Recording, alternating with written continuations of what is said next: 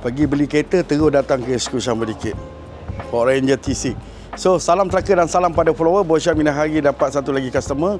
Macam biasalah abang ni duk tengok dalam social media saya, dan dia terus pergi beli kereta second hand dan hantar ke Bos Syam. So hasil dia untuk mendapatkan dia pasang body kit F150 2017 style. Anda boleh tengok kat sini. Macam biasalah Bos Syam masuk, bonet depan, fender depan, grill, lampu depan, bumper depan.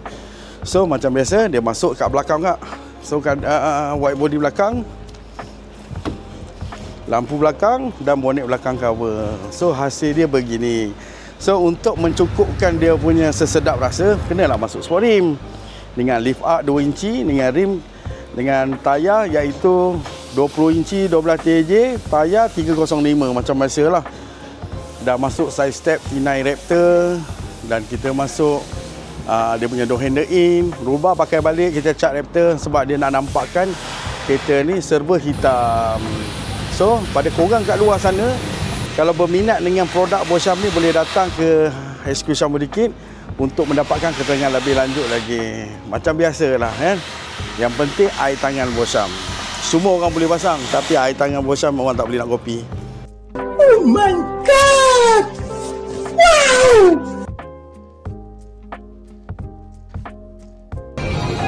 Assalamualaikum. Salam bang. Rindu dah pula. Macam mana bang kerja saya bang? Okey. Alhamdulillah bang, siap bang. Jom kita tengok dulu kereta abang bang. Alhamdulillah. Okey bang. Ya ke? Jadi bang. Oh. Alamak. Betul ke ni? Ni kereta bang. Alamak. Oi. Pusing lu bang, kereta raya bang, kereta raya. Betul lah.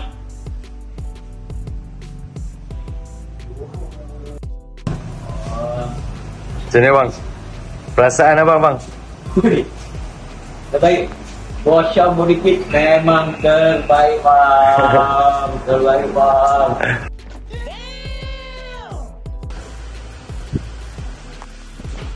Bang masuk dalam bang, tengok bang. Saya duduk dulu.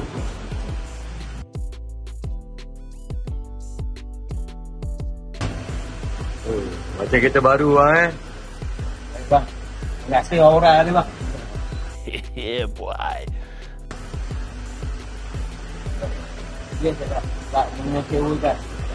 Memang betul-betul terbaik. Saya tak expect benda ni sampai jadi macam ni. Dia cakap memang terbaik lah. Terbaik lah. Memang terbaik. Bosam, memang terbaik. Tak salah tempat lah saya. Memang terbaik. Ada bang. Ya bang. Betul ni. Betul bukan bang. Orang punya. Jangan bang, tak kaya ni bang. Kalau orang tu bang. Aduh bang Terbaik ah. Bos Syam Body Kit memang terbaik. Kita rasa terbaik bang. Buat si bang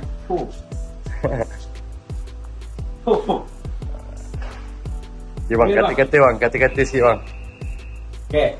Mana kawan-kawan saya yang pakai macam saya, sini tempat dia. Sama tempat lain lah. Inilah tempat dia. Syam Body Kit terbaik bos. Mantul balik kaya. Gitu bang, pancangkan aura bang. Pancarkan aura bersama Bos Syam Body Kit. Cantik.